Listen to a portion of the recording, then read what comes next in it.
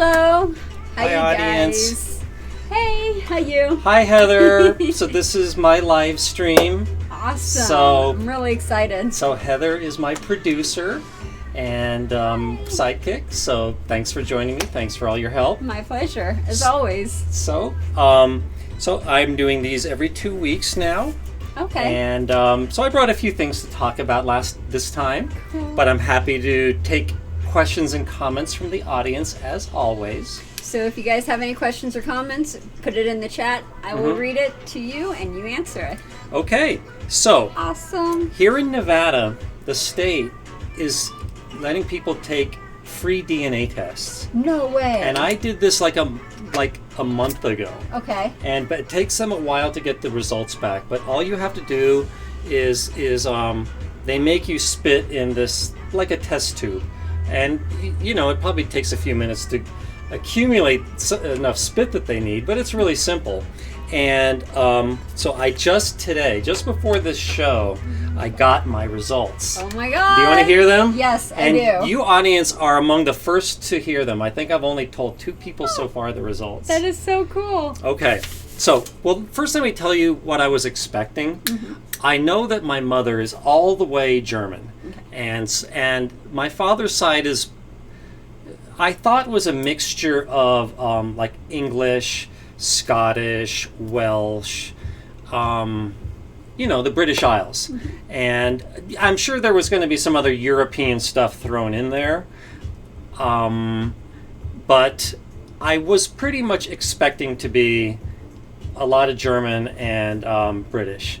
And by the way, I don't think, and I'm not saying that I'm not, but they have different ways of classifying things.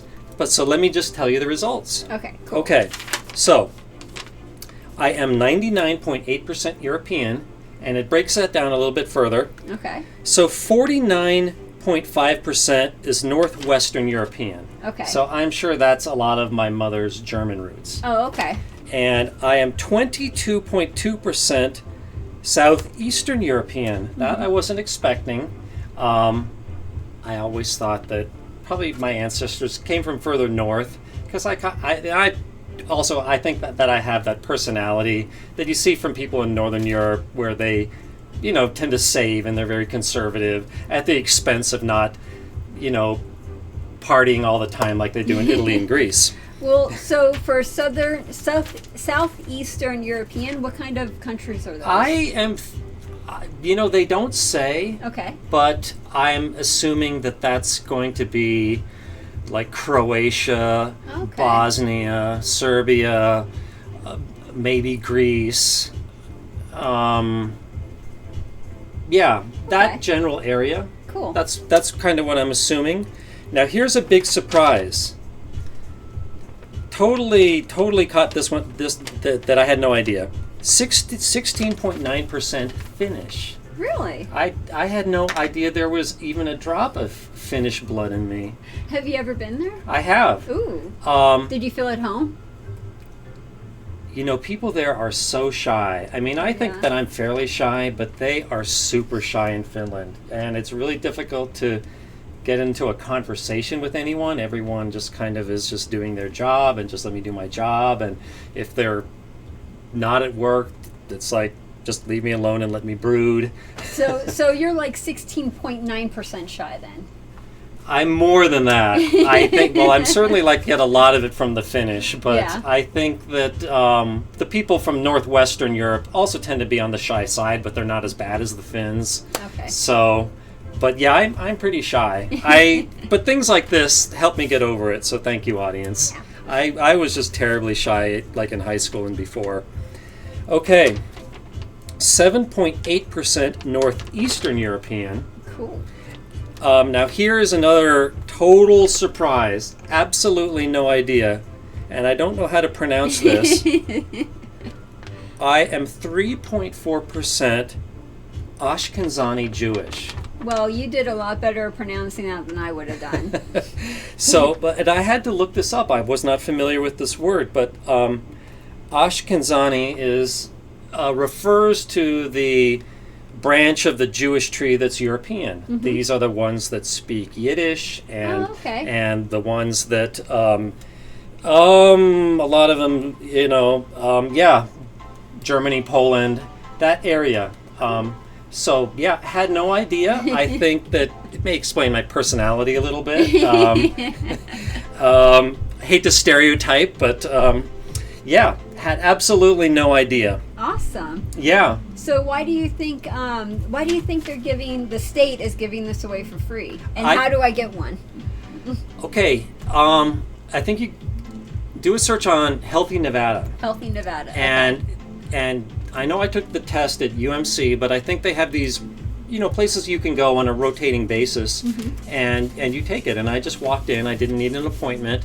You should come in with your email, able to access your email. Okay. So come in with your email password, because they register you by, you ask for your email, and they send you an email, and you have to acknowledge it, accept it. And to do that, you're gonna have to sit there at their own computer, open your email, and click that thing. Oh, so I can't say take out my phone and then with my mail app on my phone just click it from there?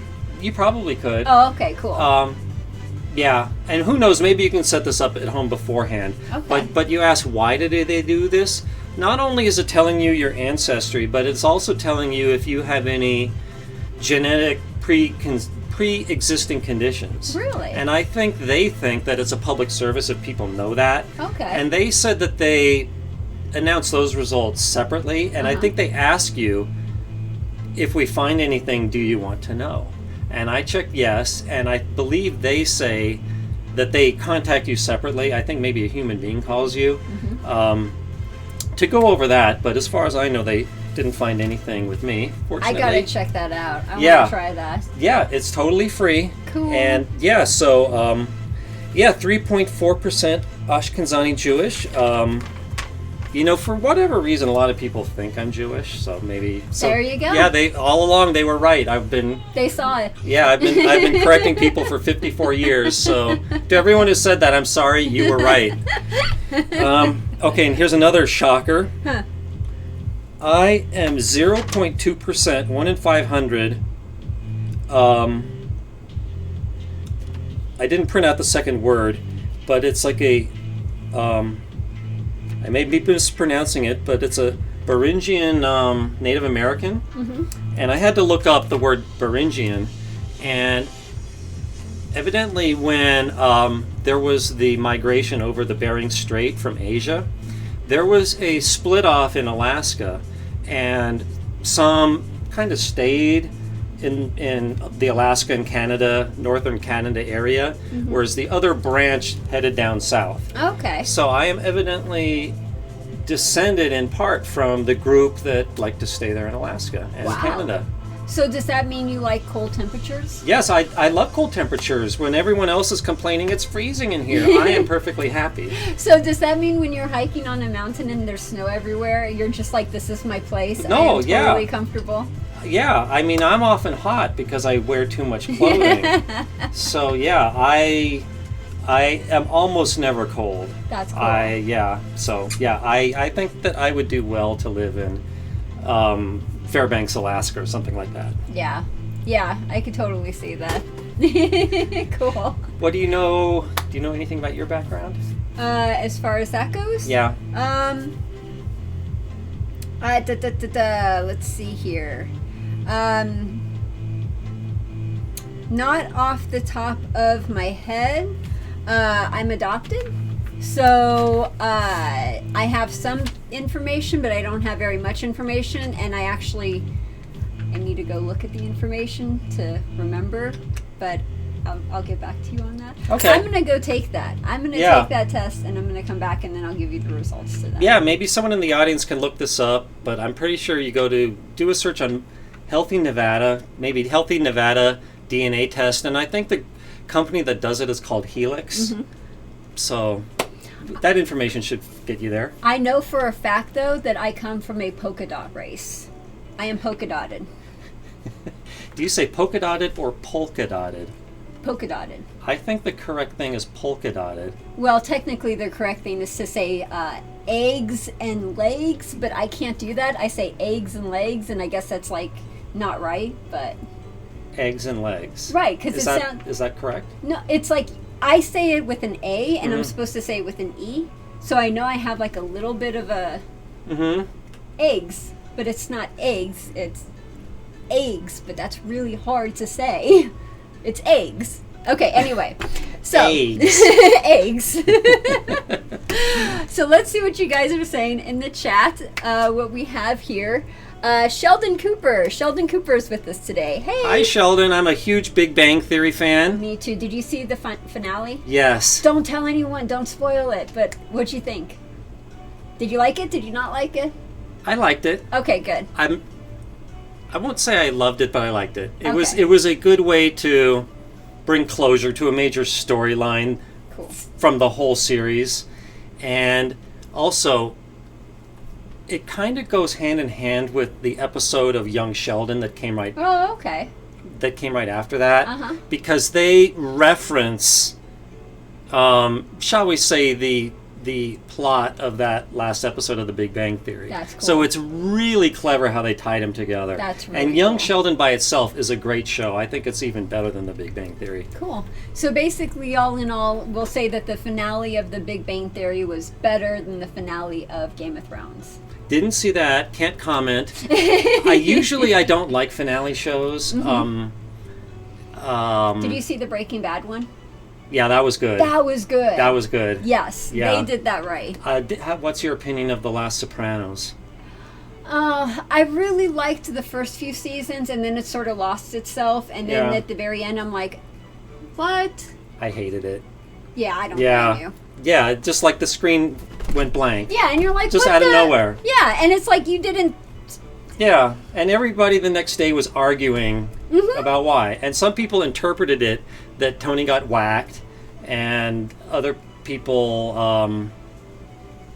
I don't know It's- what the alternative theory was. It's like- other than just anger, like they were killing the audience. Well, it's like they couldn't figure out the ending, and they said, "Oh, we'll just let people make up their own ending, and then they'll be happy with that." No, I hate it when they do that. I do too. I Yeah. can't stand that. Give me a real ending. Yes, I can take, a story that has an ending. Mm-hmm.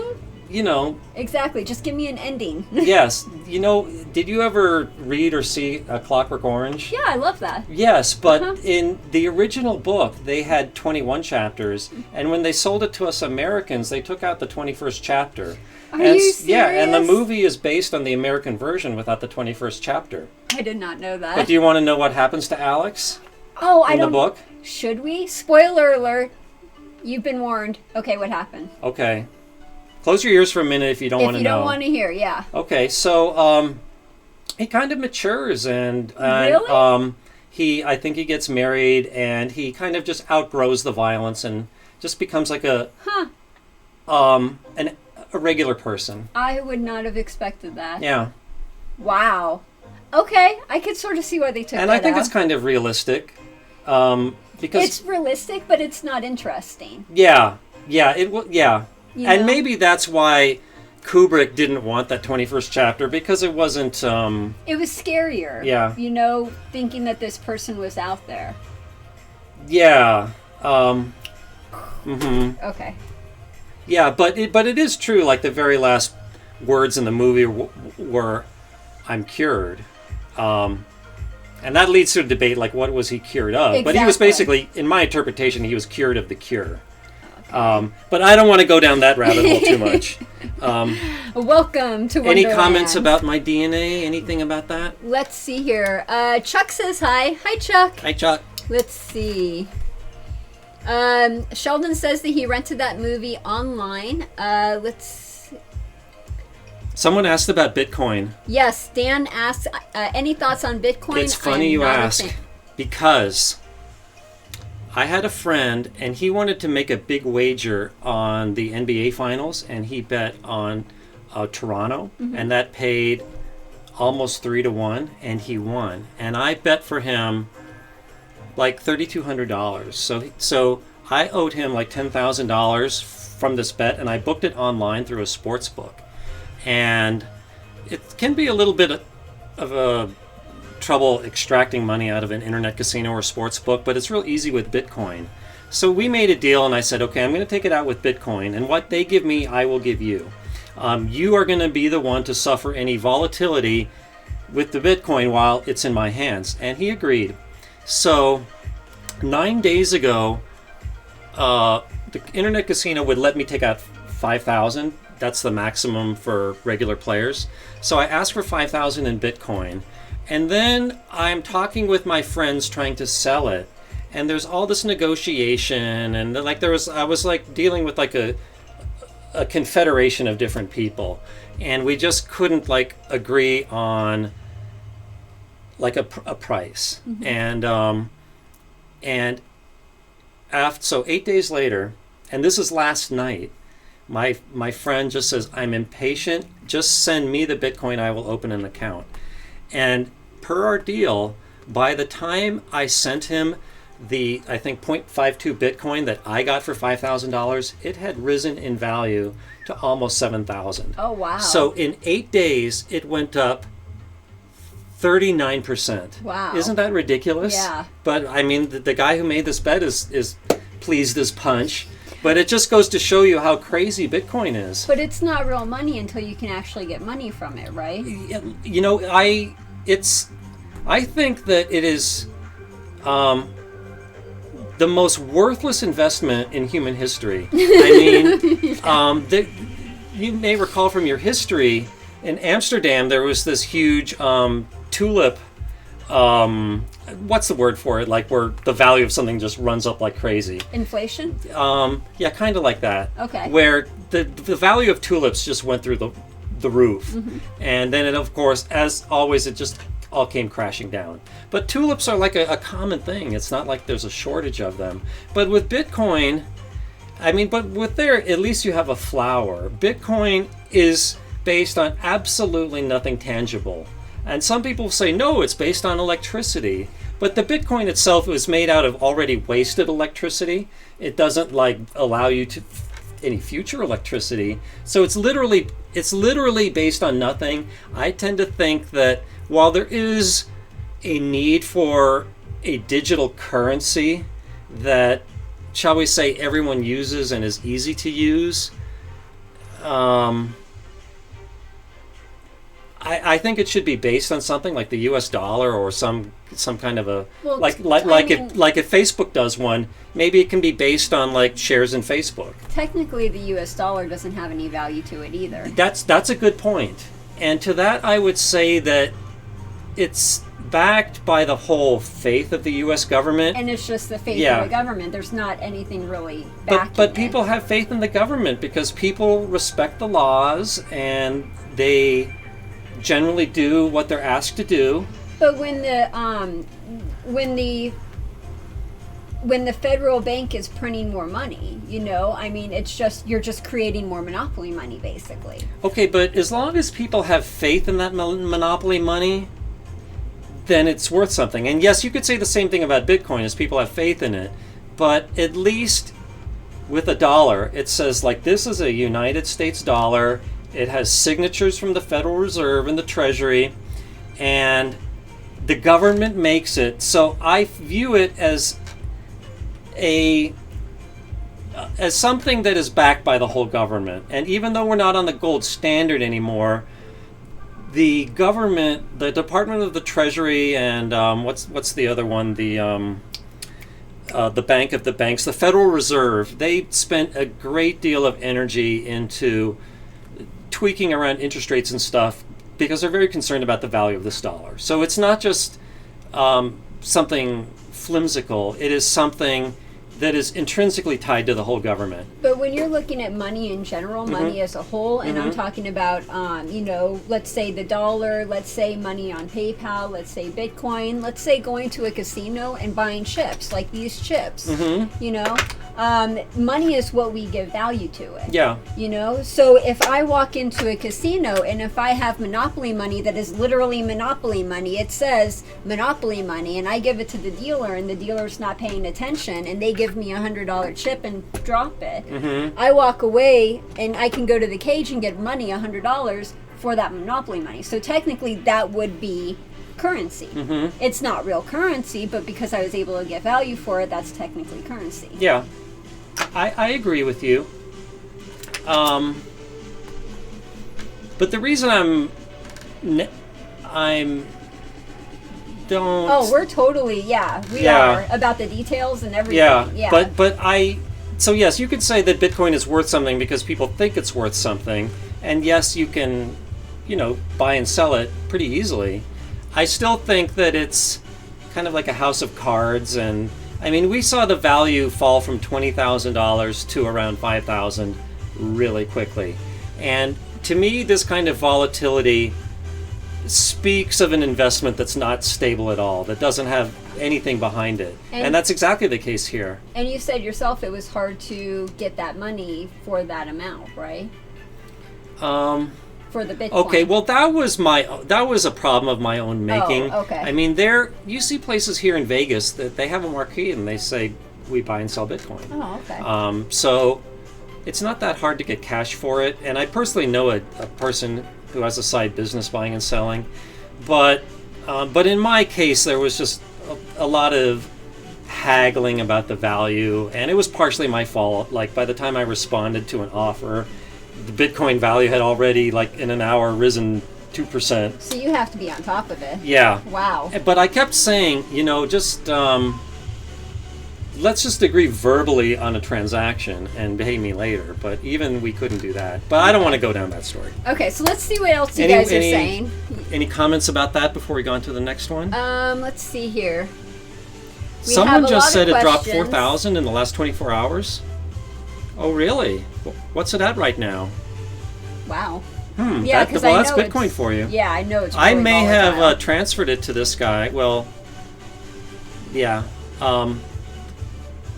But yeah, this volatility just speaks to the fact that it's kind of an illegitimate investment, in my opinion. And my prediction is somebody like Facebook is going to do the exact same thing but control it. And they might say that every Facebook coin is worth one millionth of Facebook. And with anything tangible behind it, I think it will have much more faith. And who knows, people may be laughing about Bitcoin when VH1 does like a retrospective on the 2010s in the year 2035. And they will say, those idiots back in the 2010s and their Bitcoin, That would be really interesting. Totally. That's my prediction. Okay. So did you want to go into the chat and see what people are asking? Let's see if there's any questions or comments. We have lots of questions. We have lots of comments. There's a lot of stuff to go into. In fact, if we missed your question or your comment and you want us to see it, go ahead and put it up again. Now, you were going to talk about this, weren't you? Yes. Do you want to get into that? Let's see if there's any quickly comments or about old stuff. Okay. I don't see anyone saying anything about the DNA test. Okay, so let me tell you, thanks for asking, about my Yermo sculpture garden story. Ooh. So have you driven between Vegas and LA? Yeah. Okay, so it's kind of a boring drive. So I'm heading down south on Friday. And, it's just like the desert, just north of Barstow. And at this point, I'm just kind of zoning out, like kind of hypnotized, but I see a tank off to the left, and I thought, that's kind of strange. Like you see sometimes tanks being moved around because it's close to a Fort Irwin Army base, but no, this one was like really close to the road. And then I looked carefully, and there was somebody standing in front of it, and then I could tell it was a sculpture, a true to scale sculpture. Okay. And then I had to think, why would someone be standing in front of a tank? And then I thought Tiananmen Square. Right. And then, but there was this huge number 64 by it. And I thought, well, maybe I'm wrong. What does 64 have to do with Tiananmen Square? That happened in 1989. And then my wife reminded me that happened on June 4th, 1989. There you go. So I had to go back there. So on my way back, on Sunday, I didn't know exactly where it was. I just kept looking at the side of the road, and it is located off the Calico Basin. No, not Calico Basin. I guess this is called Calico Road. Okay. Which is in Yermo, which is that little town north of Barstow. I'm not talking about Baker. It's almost like part of Barstow. And they used to have a agricultural stop there going southbound, but they moved that further north. But yeah, it's on the Calico exit, and it's where they have a big place called Eddie World. And basically right across the street from where Eddie World is, which is this huge place that sells snacks and stuff like that, is the sculpture garden. And you have to take a little dirt road to get to it. But not only does it have Tank Man, it also has a sculpture of Crazy Horse and another of a Chinese dissident who I never heard of. But the whole thing is by a Chinese artist and activist. So yeah, if you're ever going on the 15 between Vegas and LA, I highly recommend it. I love free public art like this. Yeah. So I really liked it. Awesome. And I think that it's important that the world remember Tiananmen Square, because China is trying to wipe out any evidence trail about it. So the rest of us have to keep the memory alive. So for the people out there who don't know what we're talking about, do you want to explain real quick what happened in China that was so memorable? Yeah, so I'm sure it started in May, is a lot of students basically took over Tiananmen Square, which is this huge public square in the middle of Beijing, and on one side of it is the Forbidden City, and they just camped out there, and they said their reason was they were demanding, certain changes in the government, that they basically wanted more democracy, and then it spread to all over China. Like all the big cities had demonstrations, and this just went on and on and on. And China brought in the military before, but they were just kind of just observing it, like they were at a standstill. They told the protesters to leave, but they wouldn't leave. They just sat there, and more came. And then finally on June 4th, 1989, the Chinese army just came in there with tons of tanks and soldiers and just started killing people. Oh, wow. And yeah, their patience had run out, and a lot of people died. I don't know the number, but they were just killing people right and left. And Tank Man was right before things really came to a head. And you could see this progression of tanks coming in, and they hadn't fired yet. And Tank Man stood right in front of this line of moving tanks. And they tried to move around him, but he just kept moving with them. Yeah. And finally some soldiers captured him, and no one to this day knows what became of him who he is. So everyone just calls him Tank Man. Oh, wow. Yep. Cool. So yeah, so I highly recommend that tribute to him at the Yermo Sculpture Park. Very cool. Are you going to go back there? Are you going to check it out again? I really should go back, because I was all by myself, and the guy who took some pictures, which are on my website, I don't want to blame him, but the lighting was really bad. But yeah, it would be cool to go there with someone else and get some good pictures taken. Yeah, and then do a Tuesday trivia. Where am I? I love those. Yeah. I did that on my Facebook post yesterday. Oh yeah, I think I saw that. Yeah, where I was. I didn't know where you were at though. I mean, I guessed. I had an idea, yeah, but I didn't know exactly where. Yeah. Well, yeah, somebody got it right, but yeah. On Thursday I had never ever heard of this place, and I love these obscure things about the Vegas area. I don't necessarily need to go on a gondola ride in the Venetian and the high roller. I like the kind of obscure stuff. I believe we spoke a different time about the unofficial pet cemetery of Boulder City. So I would love to write a whole book about all these kind of secret little things, but I'm sure all the locals will hate me for it. Why? Oh, because then everyone will be doing these things, and it won't be kind of a quirky hidden little secret anymore. I heard that actually tourism is so much on the rise right now that they're having problems with overpopulation in popular tourist destinations. One example of that is with the whole poppy season that just happened in California, there's so many people there that they were trampling the flowers and everything, trying to get pictures and stuff. Yeah. Another example is Mount Everest. You know, now they have like a waiting line to get up to Mount Everest because they have so many people going up there. Yeah. You travel a lot. Do you notice that? Do you see an increase or an uptake in people who are traveling or people in the tourist area? Or do you just not even like go to the tourist areas anymore? I tend to like going to the more obscure things, but you know, but if I'm in a place that I'm not very familiar with, you know, yes, I'm going to want to check off the big things off my list. Like I was in Paris recently for the first time, and yes, I had to see the Eiffel Tower and the Notre Dame. Pictures? Oh yeah, good. I have some good ones. Oh, I can't wait to see. Yeah, yeah. So I had to do that, but I also like to, you know, just wander around the more obscure places and talk to people, and you know, try to find oddball stuff to do if I can. But it's not going to be so oddball if it's so easy to find out about it. That's very true. Yep. So there you go, audience. The Yermo Sculpture Park. Very awesome. So let's see what you guys are saying in the chat real quick. Let's see. Oh, people are still talking about Bitcoin in the chat and currency and everything. Let's see. And it doesn't look like I have any other new questions. Oh, okay. Do you see anything? Nope, but I did want to talk about my movie. Ooh. Oh. So this movie is Inside the Edge. Okay. About 3 years ago, the producer making this came over and asked me a bunch of questions. So what the movie is about is there's kind of two parts. The first part is kind of about blackjack in general and about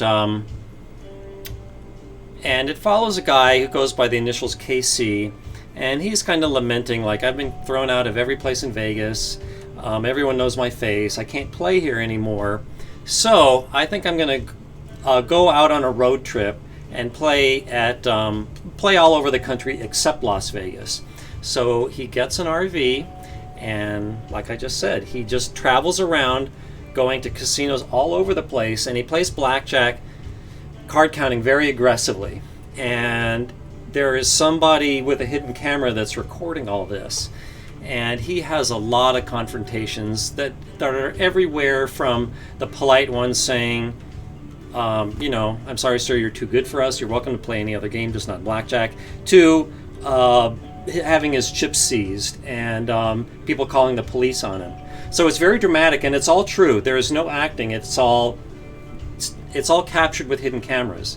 But they also cut gambling experts and experts in the law to give commentary about what's going on. And I'm one of those commentators, and I give some comments about blackjack.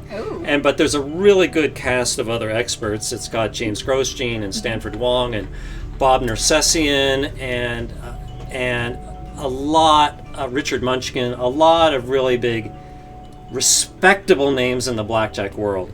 So it's not the most high budget movie, but I love a lot of low budget movies like the Blair Witch Project. Yeah. And but yeah, I highly recommend this. And if you think that card counting is like in the movie 21 or Rain Man, you have to see this, because those movies are so exaggerated. They are so bad. Yeah, this is a much more true depiction of what it's like to be a blackjack advantage player. And it's funny too, speaking about those movies, if you're from Las Vegas or you're in the casino industry and you're watching that, you're like, that's wrong, that's wrong, that's wrong. Oh, I cannot stand the movie Right? 21. Thank That you. I am pulling my hair out throughout that whole movie. Exactly. Yeah. Yeah, I've caught myself screaming at the TV once or twice before myself. Yeah, and as much as I like the movie Rain Man, the card counting scene was just so exaggerated, because all the Rain Man was doing was a simple plus minus count, and that's considered like an easy count. That's what I do, and that only gives you, depending upon the rules and how aggressive you are, about a 1% advantage. And you would think in the movie he had like a 80% advantage. It was completely ridiculous. Yeah, it really like he was winning practically every hand. No, it's a really tiny advantage. Now, do you feel that way about Las Vegas movies as well. So, for example, Pay It Forward. Do you remember Pay It Forward? Never seen it. Darn it. Okay. How about Hangover? I was not crazy about Hangover. I didn't like it either. Yeah, thank you. Yeah. Thank you. Yeah. I'm not saying it's a bad movie, but I'm just kind of hard to please with comedies, and it just didn't hit me right. Especially Las Vegas, because it's like you look at that and you're like, I think it just loses all of the magic. Yeah. And the glitter and the glam, because you know it, you're there, it's... the thing that really bugged me about Pay It Forward in that movie is at the very beginning of the movie, so I'm not spoiling anything, he gets off of school, he gets on his bike, and he rides home, right? Yeah. So you think that's going to be a nice... Dude, they have him riding his bike across the entire Las Vegas Valley from the west side all the way to the east side and going everywhere you could possibly imagine on this short bike ride home the entire time. And I'm screaming at the TV and I'm like, that's Rainbow. That's over in Henderson. That's in Summerlin. You have him in North Las Vegas. I mean, I'm just yelling at the TV about this. Oh, well, speaking of that, what was that movie where Nicolas Cage was a prisoner and they were transporting a bunch of prisoners in a plane in a car? Something Con Air. Yes, Con Air. Okay, the same kind of geographical anachronisms were all over the scene in that movie where the plane was crashing in Las Vegas, and like first it passed the Venetian, and then it passed the Hard Rock, and then it passed the Wind, and then it passed the Red Rock, and it was like a crashing plane is like jumping all over Las Vegas like crazy. Yeah. Yep. Oh, I completely agree with you. And it's just one of those things that just gets to you. Yes. Right. Totally. Oh, and what was the last Jason Bourne movie?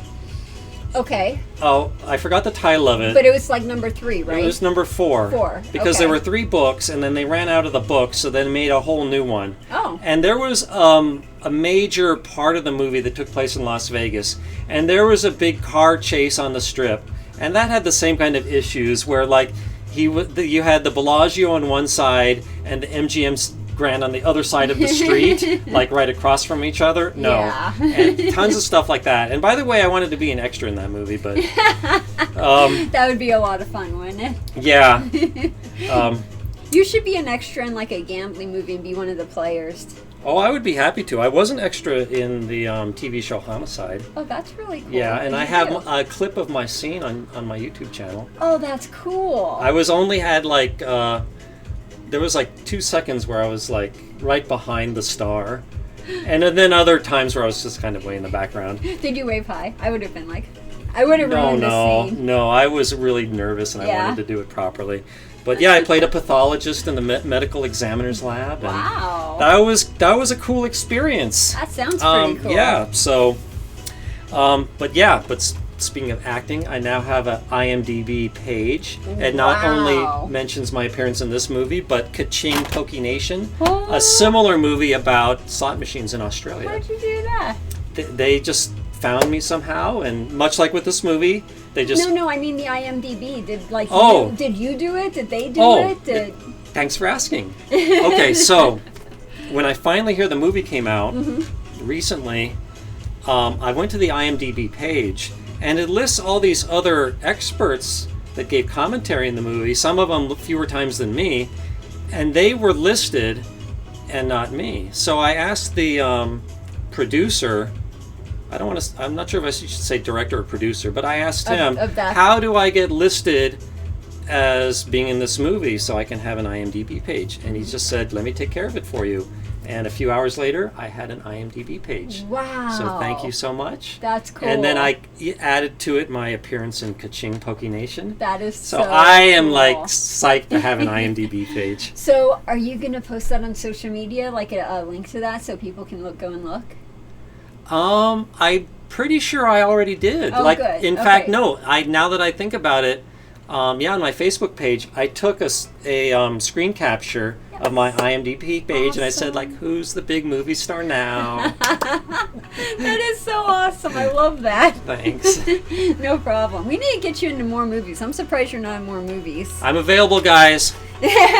So again, Inside the Edge, Highly recommended. And he has experience, so you know you want to hire him as an actor. Yep, I do have a little bit. Awesome. All right, let's see what the audience has to say. Sounds good. Let's see if there's any questions or anything. Is Bob Dancer still playing VP professionally? Probably. I can't speak for him, but I know he still plays. Probably not as much as he used to, because video poker has really deteriorated through the years, and a recent change in the tax law for most people makes every single jackpot taxable, and you can't deduct against losses against it. Oh, really? I mean, I don't want to get into that subject, but they raised the I guess I'm getting into it. They raised the standard deduction, so if you take that, you can't deduct. You have to declare your gambling winnings, but you put gambling losses under Schedule A. So you get whatever is bigger, Schedule A or the standard deduction. And usually it's the standard deduction because people don't spend that much money to do the itemized deduction, right? Yeah. For a lot of people, including me, I did itemize, but now that the standard deduction is so much higher, I don't need to itemize anymore. Therefore, any gambling losses I can't declare. Now, therefore, I basically quit playing video poker. What if your gambling losses are bigger than the standard deduction? So the standard deduction is like what, 9,000 or 11,000? Yeah, then you could declare your losses. Then you could go and do that. Yeah. Okay. But nevertheless, if that was the only reason you're itemizing, you're still losing that standard deduction because you're taking something else instead of it. It's not like you're getting both. Right. Yeah, but you just want to take whichever one is higher. Yep.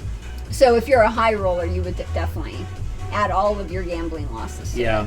But yeah, this is another topic that I have strong feelings about. Okay, yes, I can get that the government wants to get their share of the pie from the gambling business. To that, I would say, I mean, these W2Gs are such a hassle for both the players and the casinos. Everyone hates them. I mean, they issue millions of them in casinos because they have to.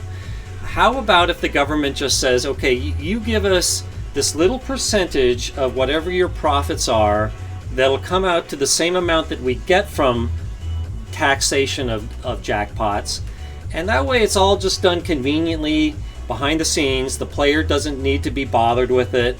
It's easy for the casinos too. It's probably just like can be a one-line form. But you might say, okay, the casinos are going to have to pay this tax money. Just pass it on to us players. You know, we get it that happens, and I would rather, if I have to suffer a little bit worse rules, you know, I can take it. I would rather it be done efficiently that way than with all this paperwork with the W2Gs. Yeah. So just my 2 cents. Okay, cool. All right. And if we don't have questions from the audience, I did bring some from my forum. Oh, okay. I do have one more question at least. Do you have any video poker books that you would like to recommend? There aren't too many out there. I like Bob Dancer's book, Video Poker for Winners, I think is the title of it. So, yeah, that's the only one I can think of to recommend. It doesn't mean there's not other good ones out there, but video poker does not suit itself well to write a book about because the conditions of it are always changing. Like what is like the good Deuces Wild pay table. Like a book about video poker 10 years ago would have gone into great detail about full pay Deuces Wild, where that is almost impossible to find now. And any place that had good games 10 years ago probably has awful ones today. So it's a constantly changing scene. Now you could say that the strategy for say 9-6 jacks has not changed because that's just a mathematical thing, and that's true. But it would be kind of dry to have a whole book full of strategies, especially when things like that are so easily obtained on the internet, including my site. Okay, cool. Yep. And then we had another question. Does casinos base comps on time, mostly played, or the amount bet? I'll let you take that one. I mean, I know the answer, but this is more your area. So with comps, it's actually an algorithm. It's a mathematical equation that they use to figure out your comps, and they use both of those to figure that out. How much time are you spending on the table and what your average bet is, as well as how much did you buy in for. All of that all of that is put into the algorithm, and the algorithm is basically what figures how many comps you get. Yep. Do you want to add anything? Or I will add that there's a scene in Inside the Edge here where The big chips, usually 100 and above, have an RFID chip in them now. Yep. So when you go to cash them at the cage, you can just like put a pile of chips there, and they'll know immediately how much is there without having to sort it. And it also is a good way to weed out counterfeits. Yep. And there at the Hard Rock, it keeps coming up, they had a way of you just said it's partially your average bet, is they use RFID technology in the tables themselves that tracked how much you were betting based on just how much money was close to the betting circle. Yep. So what this guy did was he got like these tight-fitting kind of like spandex pants, and he put thousands of dollars in chips in there, and then he put his knee like right under the, and it worked. It worked? Oh my So god! not only did he get comped for like a $5,000 average bet, Holy cow. but like he was spreading like $100 to $500, and it doesn't raise any red flags if you're spreading from 2,100 to 2,500. That's very normal. Oh my god! So not only did he completely fly under the radar counting, but got like 10 times more than he deserved. Oh, that's hilarious. Yeah. I just have to put this in real quick. But that goes to show great tips that are in this movie. Definitely check it out. I used to work at the Hard Rock, and when Uh-huh. I worked there, they were putting that system in. Like, I was there when they were putting that new system in and everything, and they had so much stuff that they had to go through to Uh-huh. put it in. And they assured us, I mean, they swore up and down that no one could cheat this, that no one could, pull any fast moves. This is like a surefire, totally secure system and everything. That's why it just makes me feel so much better, like, listening to your story, because I'm like, it's not totally secure. And it just goes to show that I think in general, advantage players, the good ones, are smarter than the casinos, and no matter what the casinos try to do to guard against them, they figure something else out. So do you mind if I ask a question? Because it's a pretty thin line, fine line between the two, and I was hoping you could explain it. Because casinos, when I was a dealer, they would refer to advantage players as cheaters, but they're not cheaters because they're not technically cheating. And advantage players, they agree they're not cheating. They think that they're using skill in order to gain one over the casino. But then there are some things where it does cross the line and it is cheating. For example, pass posting, pinching, any kind of, moves in that area, or, counterfeit money. So where is that line? Where is the line between being an advantage player and taking advantage of the system and using your skills to gain an edge over the house, but in a legal way, versus cheating where you're actually, pinching, pass posting, putting more money on there, taking money off, using counterfeit money, actually doing cheating maneuvers? Yeah, that's a good question. This gets brought up on my website quite a bit. Lots of times someone will have a hypothetical situation and say, is this advantage player cheating? And yes, there is a gray area in between the two. I have absolutely no compunction about advantage play. I think that if a player is playing by the rules that the casino tells them, then have at it. Play your best game. But I am also very big on following the rules. So as long as the player is following the rules, more power to them. But I don't approve of breaking the rules. So what's a example in the gray area? How about this? Let's say that a player is playing a loss rebate, and let's say that he will get 10% back of any net loss. What about rat-holing chips to make your loss look bigger than it really is, to get your rebate bigger than it should be? I absolutely think that would be cheating. Right. It probably wouldn't get you put in jail, but it's definitely morally cheating. And if I ran a casino and I caught someone doing that, I would kick them out. Okay.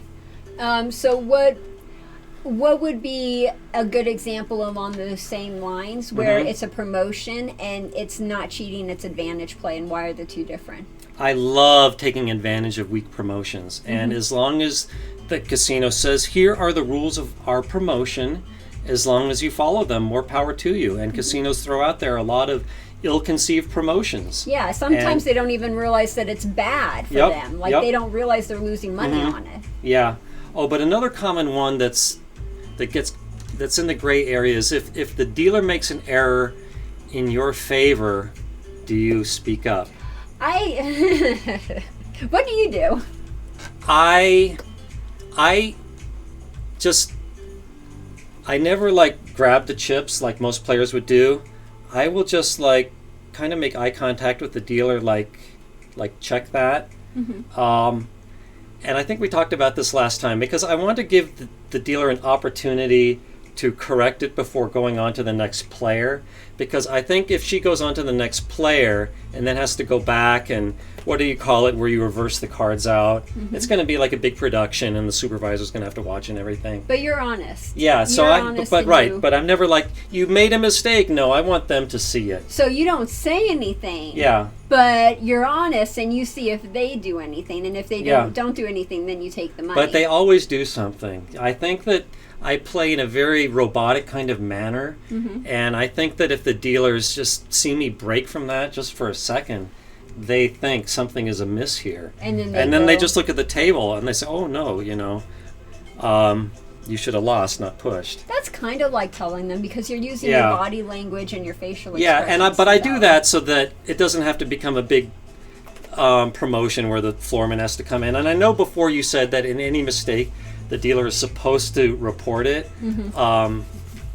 But I feel like if it just happened and the game hasn't moved on yet, then it doesn't bother me if they just quickly fix it before moving on and not slowing down the game.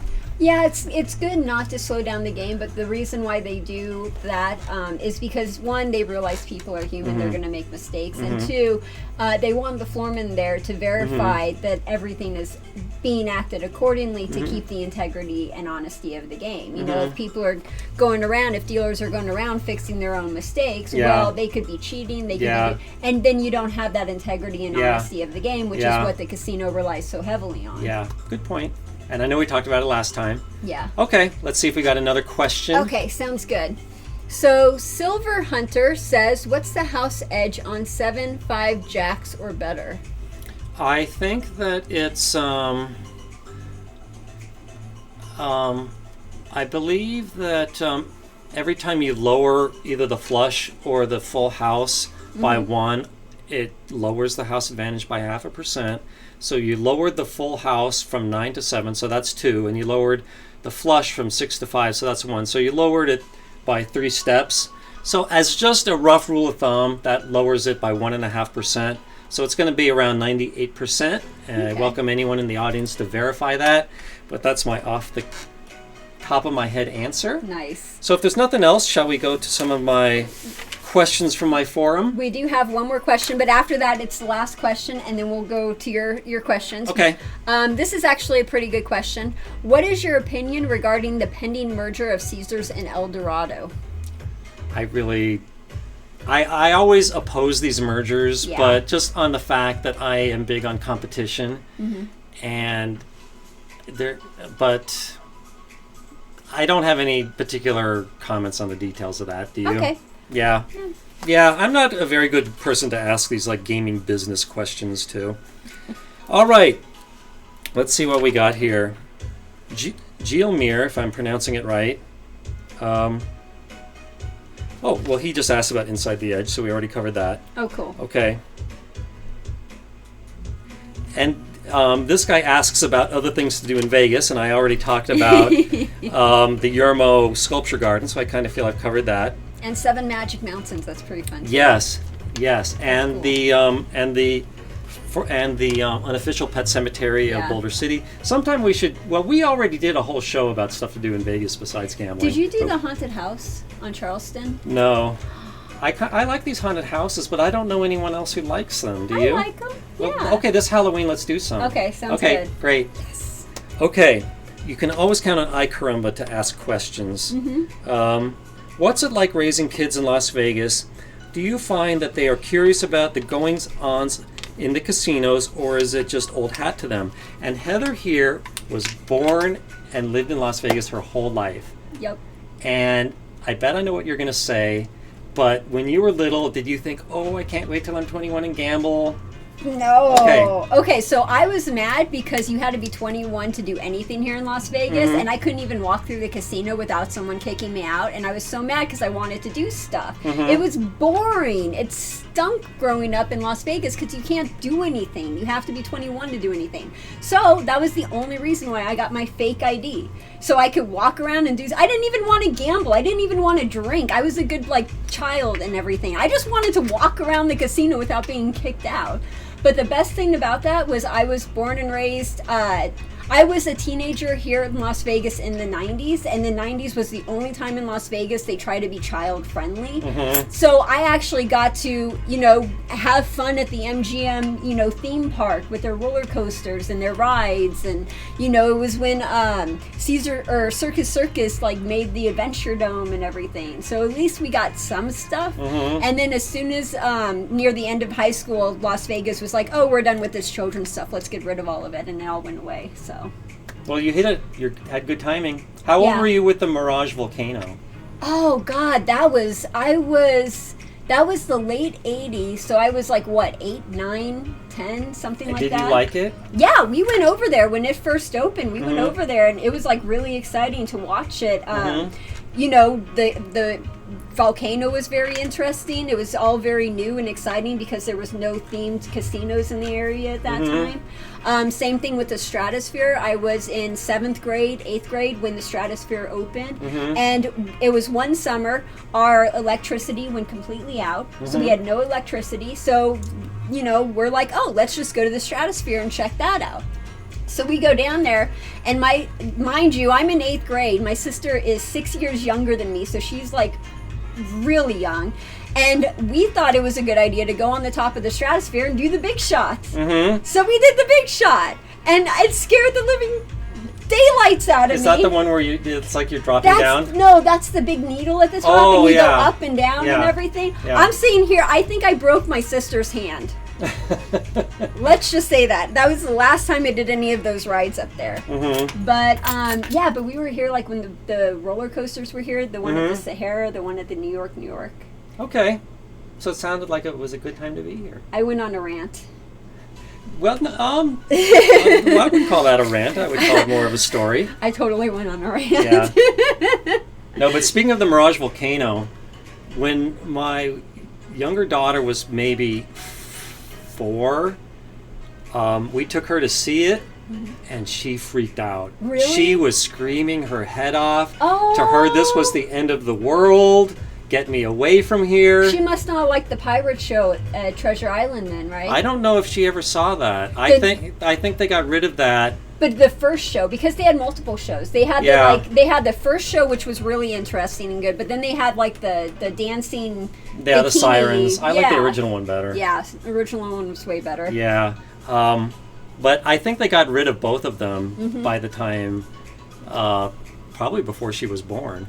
But no, she was totally freaking out. Okay, but to get back to the question, so I've raised 3 kids here. One of them was born in Maryland, but 2 of them were born here. And I have no big complaints about it. I live out on the west side, where if you saw where I lived, you would think that we were in Southern California. It really just looks like it could be anywhere. It's gorgeous. Yeah, but it doesn't look Las Vegas-y at all. No, there's trees and plants, and it's just so beautiful and everything. Yeah, so it's a nice place to live. I will say that Nevada has some of the worst schools in the country. Yep. Horrible. Heather survived them. I'm the product of that. Well, I'm sure you're way ahead of the curve. They were the worst. Let me just say there are some things I just do not know. Do not even ask me. I will embarrass myself trying to say. Like aluminum. Yes. And I hate to say this, but when you were doing your DNA test, I'm horrible with geography, so I'm sitting there thinking, I don't know any of those countries, and I don't know where they are, and I can't...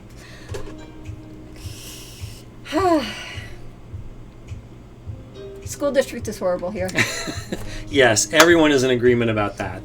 So, yeah, it's basically a negative, but no, there's but my kids, I think that they don't I think they would view casinos as like a gas station. It's just like, aren't these things everywhere? Yeah. And I don't think that they're going to have the same allure to gambling as say I did, where I grew up in California, where we didn't have casinos at the time, and I always wanted to go. Yeah. If it's more commonplace, then it's like, oh, been there, done that, seen Yeah. that. What's new? Yeah. Let's go see something new. Yeah. So, okay. Well, let's see what else we got here. What's your take on nuclear waste being shipped to Yucca Mountain? I mean, if not there, where should it be stored? Well, that's a... I normally don't like the political questions, but everyone here in Nevada is against that. We just don't think that it's fair. We don't want that around us. Yeah, and we are concerned that it's being stored above groundwater, and they tell us that this stuff is being stored in containers that will last 100,000 years, and even after that, it's above all this rock. But you just... Plus, didn't the Las Vegas locals suffer like enough in the 50s and the 40s when they were doing like the testing here? Well, actually, we did those tests when the wind was blowing over Utah. So they were the ones who suffered. Oh, I didn't know that. Okay. Yes, so in fact, no, I have a friend who has a condo in Parowan, which is a little north of Cedar City, which is in southwestern Utah. And one day I walked, there was a cemetery across the street, and I just walked there because I had nothing else to do. And it was just full of all these babies and kids and young adults. And normally you see a few of them, but it's mostly old people. But there was like the whole, just like so many young people. Wow. And I just didn't know why. So then in Zion, I asked somebody about this, a jewelry store keeper, and she said, oh yeah, they're the downwinders, because they always waited for the wind to blow northeast, and it took you directly over that part of Utah. Oh, wow. And that's why all these people got cancer and died young. Oh my God, I never knew that. Yeah. Oh, wow. Okay. But yeah, it just goes to show that what we thought was safe at the time, we didn't learn about the repercussions for decades. Yeah. So, and furthermore, science gets better, and I would like to think that eventually we'll find like an easy way to not just get rid of this stuff, but maybe recycle it for energy. Right, use it for something else. And I don't think it's dangerous to just let it sit in someplace safe. You don't necessarily need to shove it into a mountain and move it around all over the country. Plus, isn't the whole transportation of that like dangerous in itself? You see these train crashes all the times and derailments. I remember when I was in 6th grade, we would actually have drills.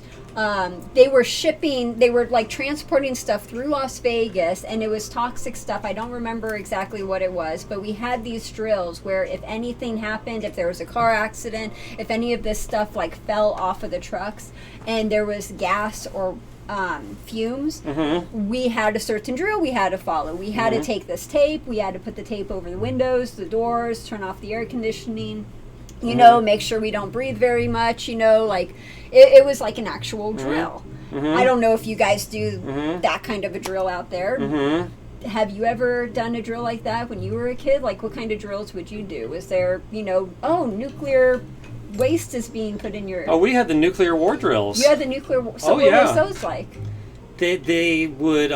there was a certain way they did the alarm. So it sound different. Yeah, like normally they would just sound it for like 2 seconds when lunch was over, something like this. But I think this was like a long, and they had different... There was also earthquake drills. Wow. Being in the LA area, of course you did earthquake drills. Lots of those. But yeah, we also did nuclear war drills, and the teacher would say, in the event of a nuclear war, don't look at the mushroom cloud, but you did the same stuff that you did for the earthquake drill, is get under the desk and cover your head. Okay. But yeah, the main thing was don't look at the light. Did you have big windows in your school? No, there were just like small windows at the top. Okay, so it's like as long as you don't look up there, you're good? Yeah. Okay. But I think that they also wanted to tell you, like, what if you were outside at the time? Yeah. Then you definitely... and they were absolutely right. You don't want to look. I bet that was so scary, too. That was kind of low on my list of things to worry about. Like if there's a nuclear war, I'm probably going to die anyway because I lived near Los Angeles, near a place where they stored weapons for the Navy. So I'm going to be gone anyway. Oh, jeez. Okay. I don't think I'm going to survive it. Okay. I'm not going to be one of the Walking Dead, Now, if you had to, if you had to go through a zombie apocalypse, would you be one of the survivors that you see in one of the movies, or would you be one of the zombies? I'd like to a survivor. Which one? I never got into The Walking Dead. Okay. But but I would love killing zombies. Yeah. I would love to sit on top of a building and just shoot at them. Like sniper rifle, right? Yeah, like in the movie. What was that movie? Dawn of the Dead. I like the remake better, but there was a guy who ran a gun shop, and he went to the roof and he would just sit there shooting zombies all day long, and it looked so fun. But I guess he eventually got bored with it. Did you know here in Las Vegas there's a place that you could go to where they have zombies and you can run around and shoot them, and it's like a zombie apocalypse? Really? What's it called? I don't remember, but it's like close to Spring Mountain. It's in that area, and it's in one of those warehouses down there, and you actually it's set up like a village, and there's zombies after you, and it's like you use paintball guns or whatever, and you kill the zombies. It's really I was wondering if you that sounds fun. That. No, right? I have not done that. Exactly. That sounds so totally fun. Well, maybe we should do that sometime. That would be so cool. Okay. Do you have any other? Let's see what else we got here. And then after that, I think we're going to be calling it. Okay. Oh, well, I forgot to say about with Yucca Mountain. What makes us here in Nevada really angry is they narrowed the sites down to Nevada, Washington, Texas, and one other place. And of course, every state was lobbying to be removed from the list. And basically, the other three kind of ganged up on Nevada, and they had a vote. They said, let's change the list from 4 to just Nevada. And all 49 other states said, I vote yes, not in my backyard. So to all the other 49 states about that, I say, screw you, keep your own nuclear waste. We don't want it. I feel like you should put a rude gesture in there like that or something, Or what's another but you rude said I never gesture? Swear, but that's about as close as I come. Is that close to swearing? Yeah. How about that? Is that close to swearing? Yeah. Oh, okay. Yeah.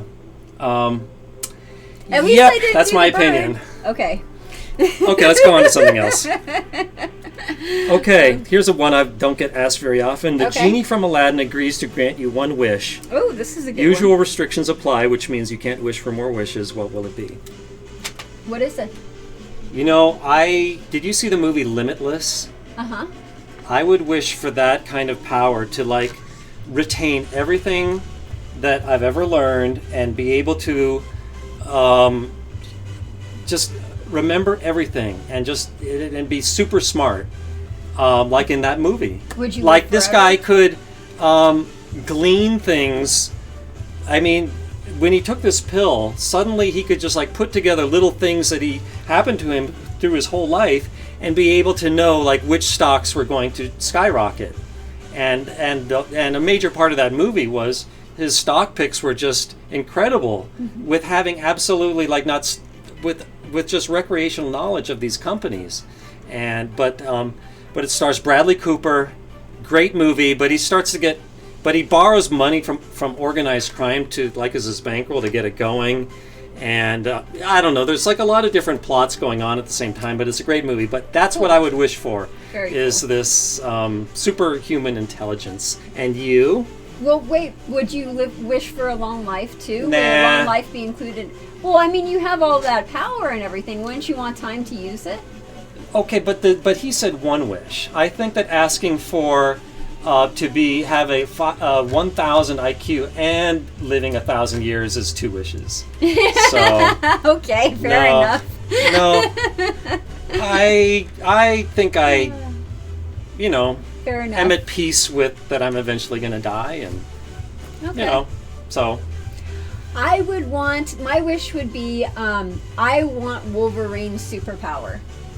Can you remind me what that is? Wolverine. Okay, so Wolverine's the one with the claws, Yeah. right? And he has the adamantium skeleton, Yeah, you know? yeah. So if, for example, he gets shot with a gun, he can't go through the brain because the adamantium is stronger than the bullet, so Yeah. they can't pierce him. Mm-hmm. And he has, his superpower is like regeneration. He never gets sick, he never gets old, he never gets hurt. If he does get hurt, it grows back really fast. Like he heals really, really fast. And that's why he can have the adamantium skull with the claws, because his body was able to heal from that procedure, whereas anyone else would have died. Wasn't that kind of Logan's power too?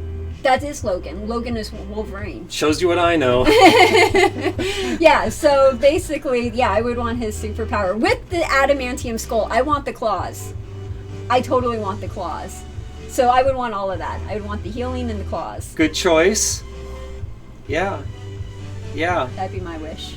I remember there was once an episode of The $6 Million Man where there was someone who can tell his body what to do. Like at one time, like he got shot and he like could tell his body, okay, don't deliver blood to this arm where I just got shot. Really? And things like that. And he could like increase his adrenaline just naturally, like adrenaline times 20, and suddenly he would be super strong. There must be a lot of movies out there like that. What about the one where he has cancer? It's Travolta, and he could like do stuff with his mind because he had cancer in the brain. He can move stuff. He could, you know, he knew when an earthquake was coming and everything. And I must have missed that one. Okay, and then there's the other one, Powder. That's the other. Okay. Okay. Well, there we go. There's our answer to that. And here's the last question. Are there defined signs that a patron has been overserved to the point you need to be cut off their play? If so, what are they? Without naming names, have you ever received pushback from management for cutting off a player? So, well, I've never like dealt with players, so this would be a better question for you, but I'll comment after. Okay. You may go first. So there are several different reasons why the casino will want to throw you out if they think you're cheating, if they think you're card counting and you're making too much money, something like that. If you're being belligerent, if you're being rude, either to the other players or to the staff, they will cut you off then. If you're drinking too much, if you're not sober. Also, it depends on how much you're playing. If you're playing a lot of money, they might let you be drunk for a little longer before kicking you out. So it really just depends. So there's just a different variety of factors. It also depends too on the floorman, the management, and their specific ideas. Basically, do they think that you're being rude, or do they think that you're just having fun? Yeah. From my perspective as a player, I think casinos are too slow to cut people off or kick them out for being overly intoxicated. I've seen a lot of really belligerent players that they let play. Yeah. So I did not like that. And it depends on the state too, because every state is different with their liquor laws, and some are more stringent than others. In Las Vegas, we're very lax. Yeah, and there was that whole Terrence Watanabe case, if I'm remembering his name right, where he was just drunk off his butt at Caesar's Palace, I think, and just lost millions, and they let him keep playing. Yeah. And then he sued to get the money back. And he won, didn't he? I don't remember. Oh, okay. But yeah, it goes to show that you probably get away with more if you're betting a lot. But I just see that we're having so much fun. We went way over our time. I know, we are totally over. Shall we call it a day? Yeah, let's call it a day. Okay, and when's the next time we're going to see you? So yeah, 2 weeks. Is that? I'm trying to read your calendar. Is that? Oh goodness. July 11th. The 11th. Yes, July 11th. Okay, July 11th. Cool. And at 3 p.m. Thanks, audience. Thank you. Thanks, Heather, so much for producing this. And thank you. You can find Heather on her channel, Vegas Aces, where she has her own live stream and tons of other stuff. Woo! Okay. Bye, everyone. See you in 2 weeks. Have a good one. Thanks for joining us. Bye.